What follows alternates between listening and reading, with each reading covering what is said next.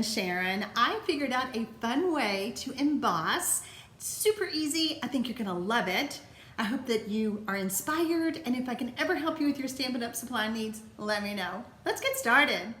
So I wanted to make some fall cards, and I wanted to try a different technique. I pulled out my Gathered Together stamp set and my Gathered Leaves dies. And of course I had to pull out some of the new Designer Series paper. So the Gilded Autumn specialty paper because it has my favorite copper. Love my copper. But as I wanted to, what I was trying to do is something that we used to do before, years ago, but I don't have all the tools I needed. So if you ever find yourself in this position like me, then perhaps my tip today will help you. As I was getting ready to shoot the video, I realized that what I really needed is going to be available starting in September, but my order's not going to be here in time. It is an impressions mat. So with the impressions mat, you can do basically the same thing I'm going to be doing on today's video. And then once I get my hands on that, I'm going to make another video. So let's go through all of my measurements. I have a piece of Very Vanilla that is 1 inch by 1.5. And then I have a piece of Mint Macaron that is 1 1/4 by 1 3/4. I have a piece of copper that I have cut 2 inches by 4 3/4. Another piece of Mint Macaron that will be my mat, and it is 2 1/4 by 5 inches. My Designer Series paper is 4 inches by 5 1/4. I cut my Very Vanilla thick cardstock at 4 1/4 by 11, and I've scored it at 5 1/2. So the first thing we're going to do is we're going to stamp our sentiment.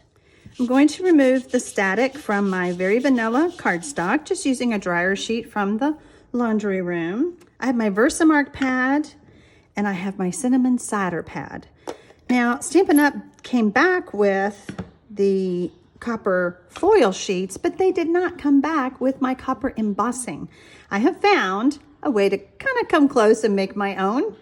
So the first thing I'm going to do is I'm going to ink up my stamp in the Versamark, and then I'm going to ink it up in the cinnamon cider.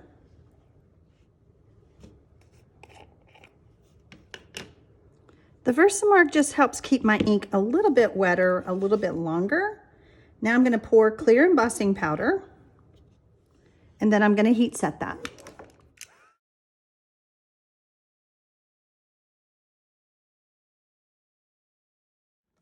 I want to introduce you to the new Cut and Emboss die machine from Stampin' Up.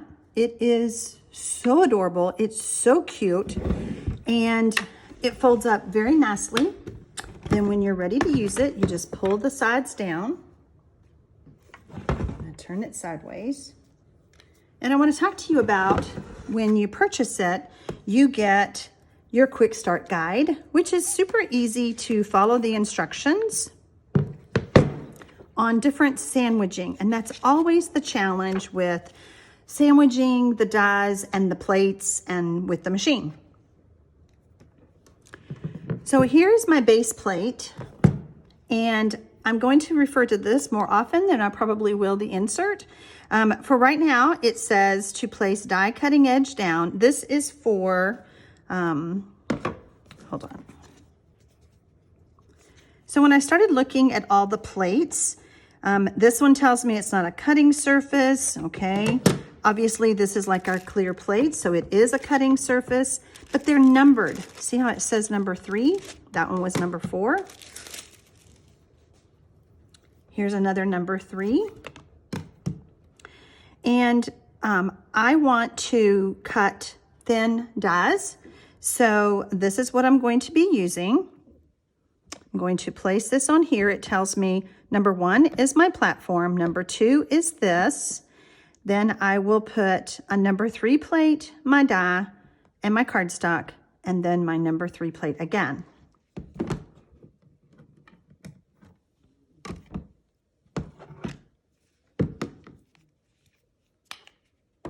I love how they're numbered. I think that's so brilliant. By the way, I do know that this is a specialty plate and I have... So before we actually get started, I wanted to share with you some of the struggles that I had. Mainly what I was trying to do was emboss, using my die, emboss into the foil. I didn't want to cut it. So the first time I laid a piece of Whisper White thick cardstock on top, just a little piece, and only tested it.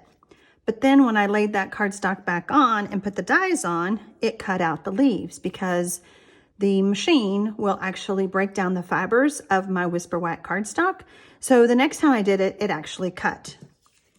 But when I did it the second time, it cut my Whisper White thick. I would not recommend the regular Whisper White. It needs to be a thicker cardstock. It cut it, and then it allowed me just to have embossed leaves. See what I did? So then I thought, well, I hate to tell them that they have to sacrifice a piece of cardstock every time if they wanted to make this card. I got a fix for you. So I told you that my layer of copper was 2 inches by 4 3/4, and my mat is pretty close to that. So I'm going to use the mat as my protector. I'm just going to line it up like that. Flip the machine around.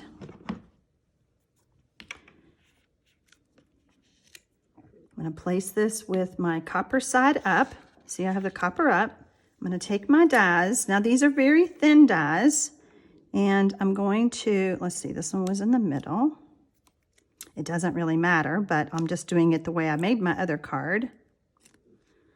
I just want to make sure that I stay away from the edges so that when I cut, I don't cut the paper and you can see it sticking out from the foil.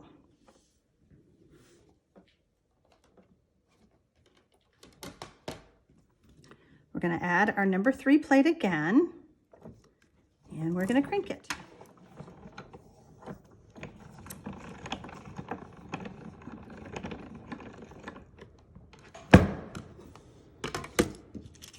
Okay, so now I have green leaves, which is great. I can use those for something else.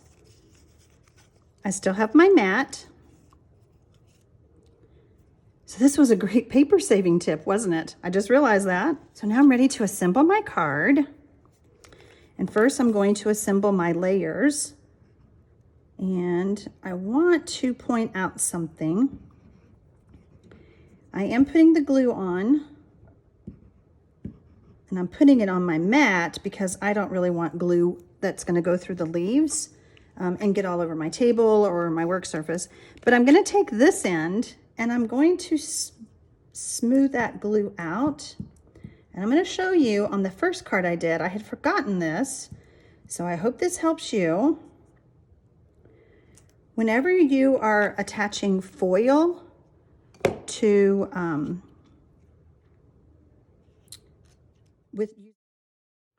whenever you're using foil on liquid glue, can you see the line in my foil? It's from the liquid glue. So if you will use the other end, and I know some of you are going to tell me, I didn't even know that end came off. But if you will use the other end and smear it around, then you won't have those lines of glue. We're going to keep on adding our layers. And it doesn't matter with paper. It doesn't do the same thing. It's just with the foils.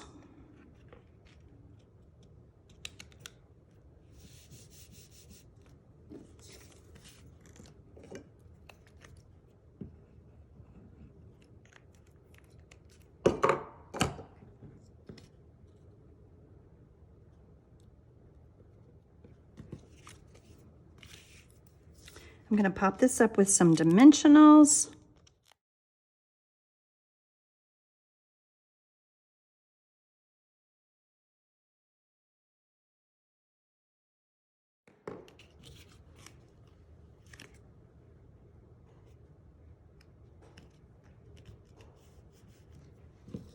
Now on this one, I don't want dimensionals on both sides. I just want it on the right side.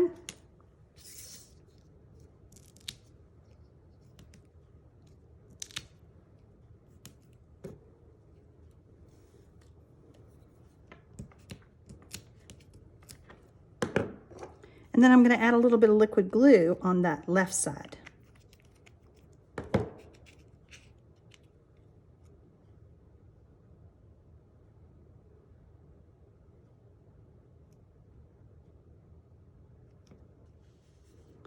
And now we have our embossed leaves. Isn't it pretty? Can you see that? I hope you can see it on the video. This is a gorgeous card. They both are. On this one, I used gold, and I mounted it on cinnamon cider, and then I embossed with gold. Well, I didn't want to emboss with gold and the copper, but on this card, I had gold and copper on there, so I could get by with it. But on this one, I didn't. I just had the copper. So I hope that I have inspired you and taught you a thing or two about embossing with your dies. Happy stamping, y'all.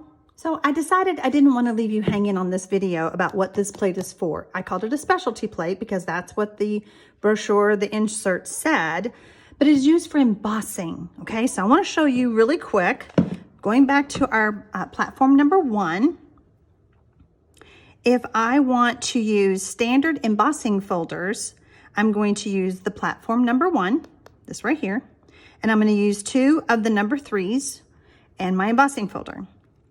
When I want to do 3D embossing folders, I want to use number 1 and number 4. That's it, no clear plates. So let me show you. So we have our number 1. Make sure we're good in the camera. And this is the new Snowflake embossing folder. It is not a 3D, it's just a standard. So for this one,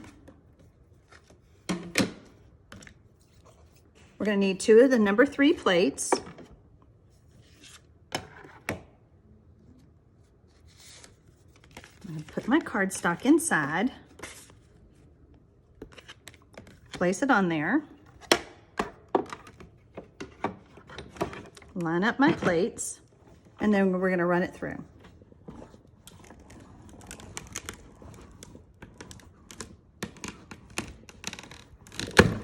You do want to have your machine on a good solid surface, and mine is slipping a little bit, but it doesn't slip on my other table, just on the one that I'm demoing with for you right now, of course.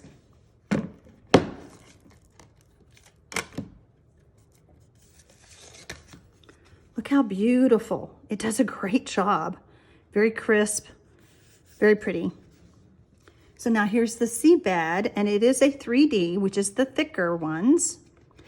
If you have the old dynamic embossing folders, it would be the same thing. So we have our platform again. We're going to place our embossing folder down. And then we're just going to use the number 4.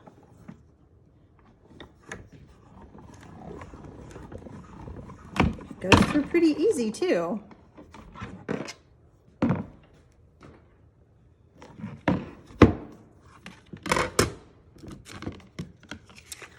Wow, that is so pretty. Of course, the embossing folder is what makes it so pretty, but it does a great job. So I just wanted to go back and show you what number 4 does.